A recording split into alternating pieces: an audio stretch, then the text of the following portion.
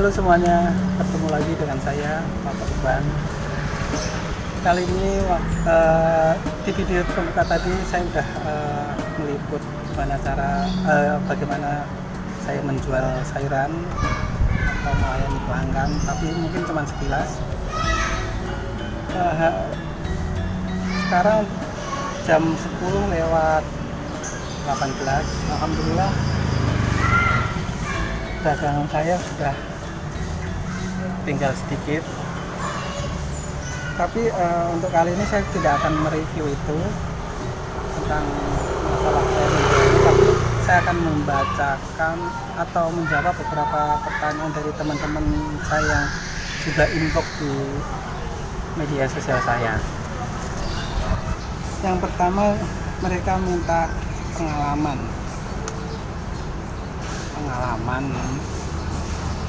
beserta tips dan motivasi. Waduh, kalau motivasi saya nggak tahu karena saya bukan Mario Teguh.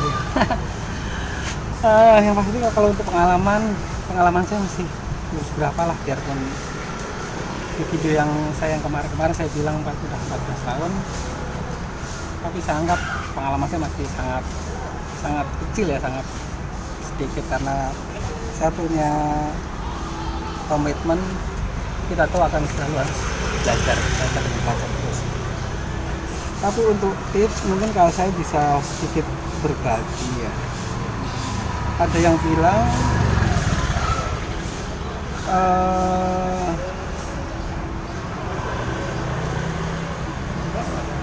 apa ya, kalau kita mau belajar dagang sayur itu katanya tuh apa yang perlu kita persiapkan. Yang pasti kalau menurut saya niatnya harus kuat. Yang kedua, total. Karena total tuh kita harus benar-benar total di usaha yang kita tekuni itu. Dan yang ketiga, kita harus serius. Jangan apa ya, kalau orang Jawa bilang angin-anginan. Terus yang berikutnya, pastinya kita harus banyak berdoa. Kita berserah diri pada Sang Maha Kuasa, Allah Subhanahu wa taala. Mungkin itulah yang paling penting ya. Terus ada yang juga yang nanya bagaimana kita mendapatkan dan menjual dagangan tersebut. Waduh. Oh ya, sebelum itu ada juga yang nanya, apakah berjual itu harus pakai jampi atau dukun? Waduh, itu ada yang nanya. Oh, itu seperti yang tadi saya bilang,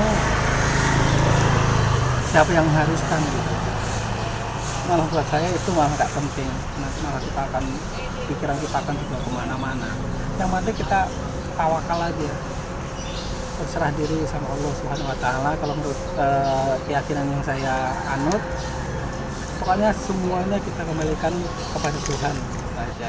Dan selanjutnya, bagaimana kita mendapatkan dan menjual dagangan tersebut. Yang pasti kita harus mencari supplier yang terpercaya, karena kan yang jujur, yang mereka konsisten, dan yang pasti mereka harus memiliki barang-barang atau bisa menyediakan barang-barang yang kita mau, karena kan yang kualitas yang kita mau. Konsisten dalam artian pedagang itu tahu kemauan kita tuh apa. Ya, mereka udah tahu dan akan menyiapkan barang yang sesuai dengan standar kita. Kalau untuk tips untuk menjualnya ya nggak ada tips yang macam-macam kalau menurut saya. Yang penting kita ramah.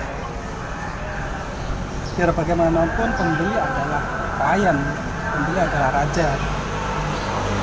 Dan usahakan kita juga memberi servis yang maksimal buat mereka. Gitu aja sih menurut saya. Dan ada juga yang nanya tentang keuntungan dan margin. Nah, keuntungan atau margin. Keuntungan terus terang kalau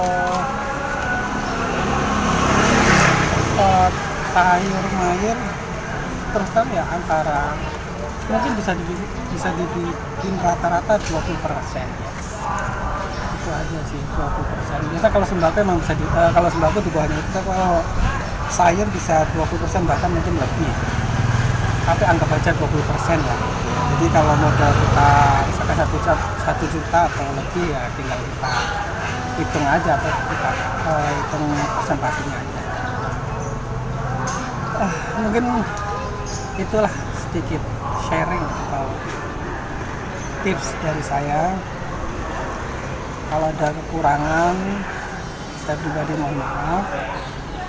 Mungkin kalau ada kelebihan atau ada hal-hal yang bisa dipetik buat teman-teman semua, bisa jadi amal buat saya. Cukup sekian di video liputan kali ini.